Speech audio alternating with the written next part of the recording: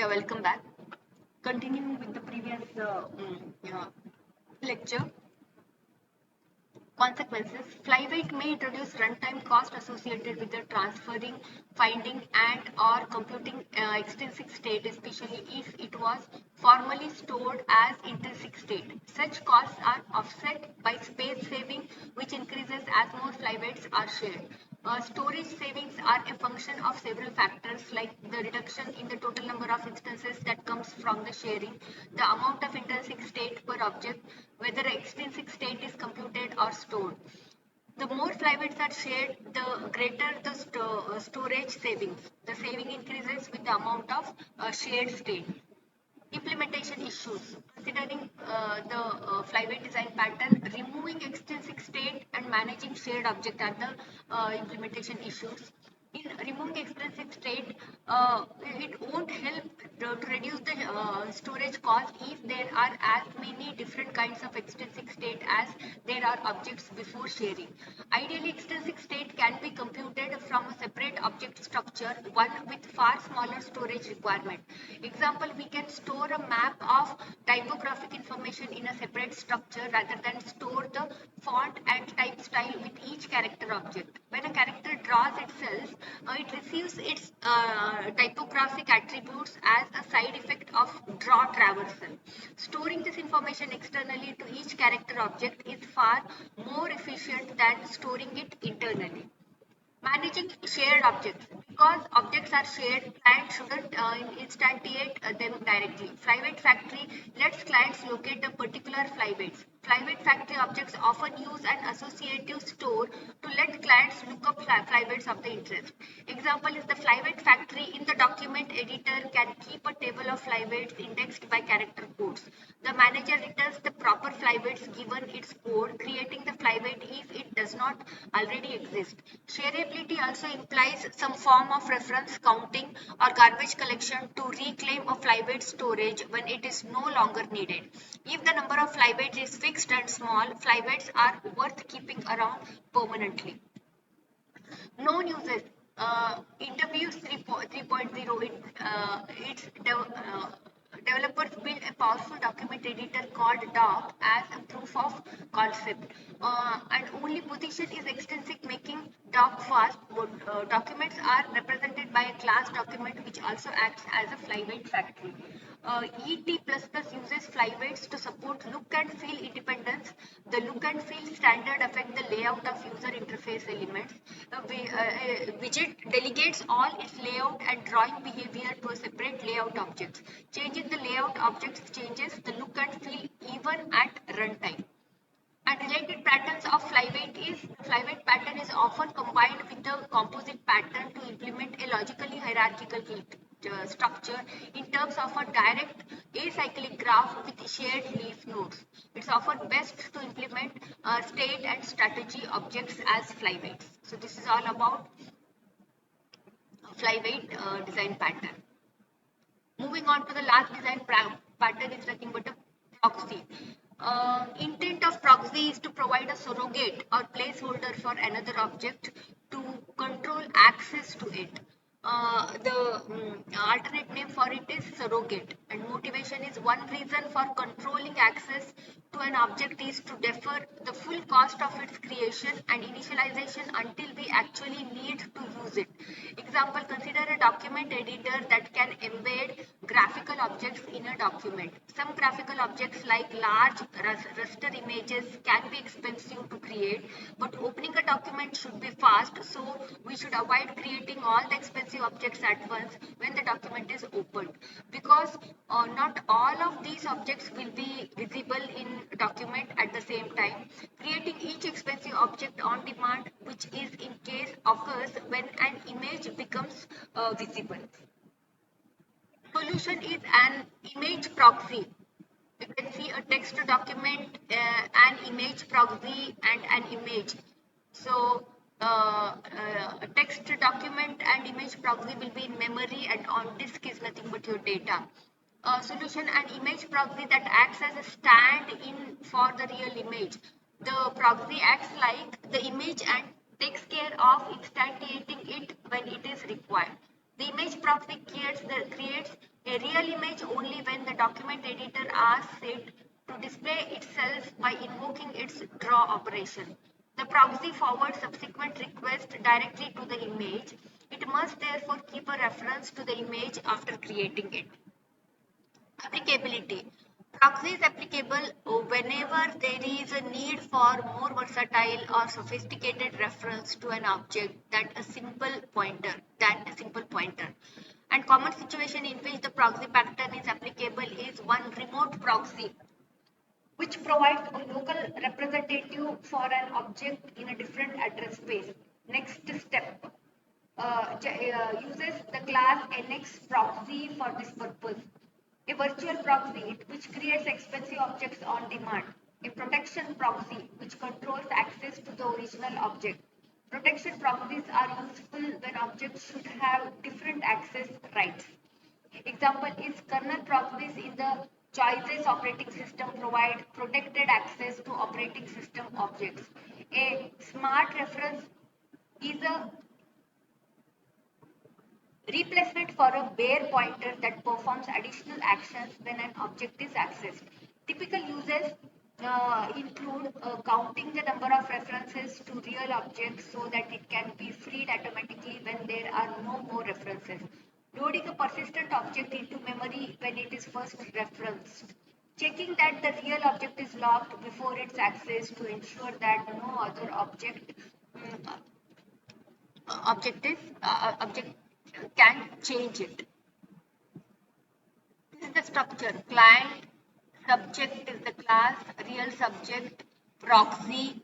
The proxy, whenever client sends any request, the proxy redirect it's to the real subject. So real subject it will be redirected. Object diagram of a proxy structure at runtime. A client, then a proxy, and then a real subject. Clients redirected to the proxy to real subject. Participant proxy. It maintains a reference that lets proxy access the real subject. Proxy may refer to a subject if the real subject and subject interface are the same. It provides an interface identical to the subject so that proxy can be substituted for the real subject. Controls access to the real subject and may be responsible for creating and deleting it.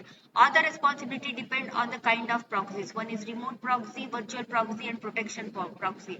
Remote proxies are responsible for encoding request and its arguments and for sending the encoded request to the real subjects in different address space. Whereas virtual proxies may cache additional information about the real subject so that they can postpone accessing it. Example, image proxy from the motivation caches the real images extent. Protection proxies check that the caller has the access permissions required to perform a request. Next is subject. It defines the common interface for real subject and proxy so that proxy can be used anywhere a real subject is expected. Another participant is real subject, which defines the real object that the proxy represents. Now collaboration. Proxy forward the request to real subject when appropriate, depending on the kind of proxy. Consequences. The proxy pattern introduces level of indirection when accessing an object. The additional indirection has many uses depending on kind of proxies. A remote proxy can hide the fact that an object resides in a different address space. A virtual proxy can perform optimizations such as creating an object on demand. Both protection proxies and smart references allow additional housekeeping tasks when an object is accessed. There is another optimization that the proxy pattern can hide from the client. It is called copy on write and it is related to creation on demand. There is another optimization that the proxy pattern can hide from the client. It is called copy on write and it is related to creation on demand. Copying a large and complicated object can be an expensive operation. If copy is never modified, then there is no need to incur this cost. By using a proxy to postpone the copying process, we ensure that we pay the piece of copying the object only if it is modified. To make copy or write work, the subject must be reference counted. Copying the proxy will do nothing more than increment this reference count. Only when the client requests an operation that modifies the subject does the proxy actually copy it. In that case, the proxy must also decrement the subject's reference count. When reference count goes to zero, the subject gets deleted. Implementation issues. Proxy pattern can exploit the following language features.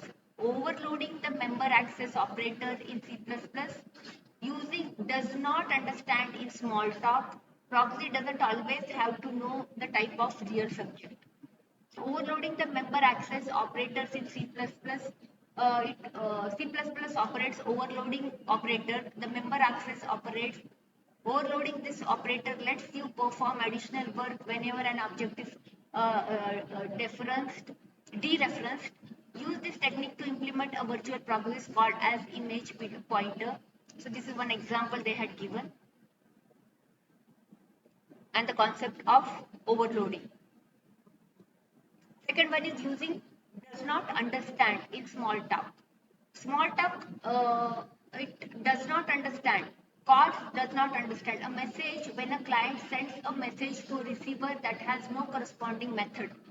The proxy class can redefine does not understand so that the message is forwarded to its subject.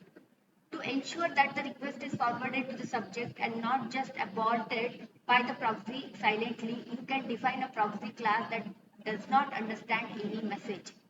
Smalltalk lets you do this by defining proxy as a class with no superclass. Third one is proxy doesn't always have to know the type of real subject. If proxy class can deal with its subject solely through an abstract interface, then there is no need to make a proxy class for each real subject classes. The proxy can deal with all real subject classes uniformly, but if proxies are doing to instantiate real subjects, such as in a virtual proxy, then they have to know the concrete class. Proxies that use does not understand. One example they had given over here related to does not understand. Now, Node uses the virtual proxy example from ET++ text building block classes. Next step uses proxies as local representatives for objects that may be distributed. Server creates proxies for remote objects when clients request them. On receiving a message, the proxy encodes it along with its arguments and then forwards the encoded message to the remote object. Related patterns are adapter. An adapter provides a different interface to the object it adapts. In contrast, a proxy provides the same interface at its subjects.